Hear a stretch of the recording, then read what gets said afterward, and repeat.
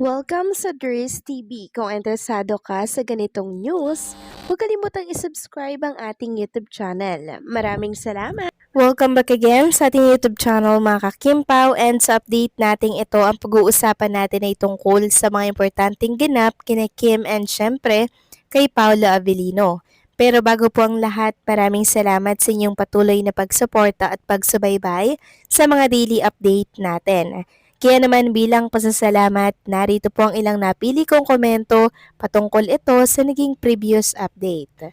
Una komento mula po ito kay Ginang Edarlina Ramel. Sabi niya, kaya pala nasabi sa tanong ni Ramel Chica sa hula ni Mamu or Gloria Escota na sila na ni Kim at Paulo at tinanong kung may magaganap na kasal next year. Ang sagot ni Mamu ay wala. Wala siyang nakikitang kasalan ng Kim Pao. Baka siguro sa nangyari kay Kim kaya ayon naudlot ang plano nila. Yes, tama po kayo dyan, Ginang Edarlina. Napakinggan at napanood ko nga po yung vlog ni Romel Chica tungkol sa basa po or sa reading po sa card ni Mamo or ni Gloria Escota na ayun nga po wala daw pong magaganap muna na kasalan by next year. At malaki po talaga ang epekto ng nangyari po kay Chinita Princess na pagkawala po ng milyones niyang pera sa kanya sanang yun sana yung ano niya, retirement niya mga kakimpaw na para sa future niya sana yung milyones na yun. Pero nangyari, nauwi po sa wala. Naglaho po na parang bula kaya back to zero na naman si Chinita Princess. Kailangan niya na naman pong kumayod ng kumayod mga kakimpaw. Sana ito na sana yung ano, 'di ba? Yung parang retirement ni Kim Chu, magpapahinga na siya, laylo na siya, 'di ba? Pero ang nangyari, na yung pinagpaguran niya ng ilang years, nauwi po sa wala mga kakimpaw. Kaya kailangan ulit kumayod ni Kim Chu, magtrabahong muli, mag-ipon muli para sa future ng kanyang magiging pamilya at syempre magiging anak. Kung hindi siguro nangyari yung pagkawala ng pera ni Kim Chu, siguro mga kakimpaw, 1 to 2 years, magsisettle na yan sila. Pero hindi mga kakimpaw eh. Kaya another year na naman mga kakimpaw ang nadagdag sa pag-aantay natin kay Kim and Paula Avellino. Pero okay lang yan kung ano po ang desisyon nila. Tayo naman sumusunod lamang kung ano po ang kanilang mga desisyon sa buhay. So maraming salamat po sa komento Ginang Edarlina Ramel. God bless po sa inyo and mag-iingat kayo palagi. Pangalawang komento naman mula po kay Ginang Norma Dayag. Sabi niya, Dres TV, di ako nakapanood ng vlogs nilang dalawa sa DC kasi nagsimbang gabi ako at natulog ako ng maaga.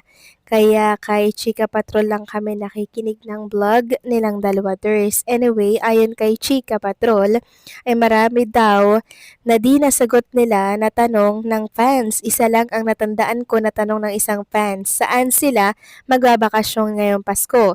Sinagot ni Pao na sa Baguio silang dalawa magpapasko at baka nagbakasyon sila ng bagong taon sa ibang bansa. Well, very very good decision for you both to stay meantime from the busiest movie industry and try to reflect and see what you can do to meet New Year with full of love, honesty, and sincerity with each other.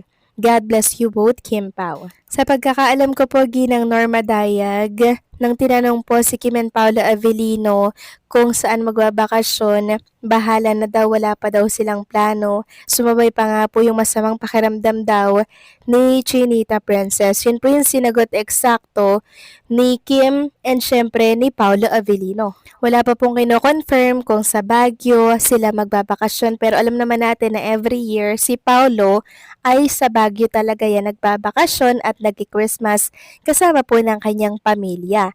Ang pwede lang mangyari, pwede niyang isama si Chinita Princess sa Baguio para makabanding po yung kanyang pamilya. Hindi po eksaktong sinagot ni Paolo na isasama niya si Chinita Princess, pero syempre alam naman natin na mangyayari po at mangyayari yon. So maraming salamat sa komento Ginang Norma Daya. God bless po sa inyo and mag-iingat kayo palagi. So eto na nga, pag-usapan na natin mga kakimpaw ang mga topic po na nakalap natin sa gabing ito. At unahin na nga nating pag-usapan yung tungkol nga doon sa sinabi po ni Ma'am Carlina de la Merced, 'di ba? Nanghingi siya ng kasoy na maanghang pero hindi nila naubos, pero 5 na yung kumakain sa kanila, 'di ba? Ng staff po ng The Alibay. Tapos ngayon, since nag-viral nga po yung maanghang na kasuy, sobra talaga si Kim and Paula Avellino, no? Talagang nakakahawa sila. Ginaya po ng mga fans. Katulad po ng isang nag-post dito sa X, sabi niya, whatever food they talk about or endorse, we're always happy to support. When Pao mentioned Kasoy on the DC Live, it immediately inspired me to make some with chili added. That's the magic of Kim Pao. They inspire us through the genuine moment they share together. Sobrang lakas talagang makapanghawa po ni Kim, ganun din po ni Paula Avellino. Kaya yung mga fans, eto po, at nagluto talaga sila ng kasoy na maanghang. Nag-crave tuloy ako nang makita ko tong kasoy na to sa ex mga kakimpaw. Na-imagine ko, ano kayang lasa ng kasoy na maanghang? Siguro mas masarap. Kaya itatry ko to sa mga susunod po na araw. Samantalang next topic naman tayo. Pag-usapan natin mga kakimpaw, ang tungkol naman dito sa nakita ko pong post sa isang community. Sabi dito, bagong renovate na bahay ni Kimi, magiging hideout nga ba nila ni Paulo? Sobrang ganda ngayon ng bahay ni Chinita Princess mga kakimpaw. Ang dami pong nagbago. Kasi sabi nila, nung time nakasama daw ni Kim Chu yung kanyang kapatid na si Ate Lakam, si Ate Lakam daw yung nasusunod sa mga design. Pero since ayaw na daw maalala ni Kim Chu, si Lakam, pinabago niya lahat para hindi niya po ito maalala. Sabi nga ni Ma'am Charlita, renovate niya kasi dati si Lakam ang nasusunod daw dyan sa mga ayos. Pinabago ni Kim dahil ayaw niyang maalala si Lakam ngayon. Siya na ang masusunod kaya lahat pinabago niya dahil hindi na dyan nakatira si Lakam. Then may nag-reply na, yes, parang nakontrol din siya ni Lakam kaya may chismis dati na ayaw ni Lakam kay Sian kaya palaging nagbabakasyon silang dalawa. Basta ganitong holiday season. Ngayon, si Kim hindi na nagbabakasyon kasi si Pao hindi mahilig sa bakasyon. Kaso sabi ni Pao gusto niya simpleng bahay niya. Sa tingin ko mga kakimpaw, hindi ito yung pinakang magiging hideout ni Kim and Paula Avellino. 'Di ba kung sila po talaga yung magkakatuluyan, possible na magpatayo sila ng bagong bahay na kung saan ay design ng isa't isa. So sila yung masusunod kung ano yung magiging design or interior design ng bahay. 'Di ba? Pwedeng mangyari yun mga kakimpaw since yun naman talaga yung isa sa mga unang binubuo ng mag-asawa. Bahay na kung saan makikita nilang lumalaki po yung kanilang mga anak and syempre bumubuo ng mga memories kasama ang buong pamilya. So in the future, nakikita ko po mga kakimpaw na si Kim and Paula Avellino magpapatayo ng isang bahay na kung saan simple lang pero maganda mga kakimpaw, para bang vibes ng nasa bukid.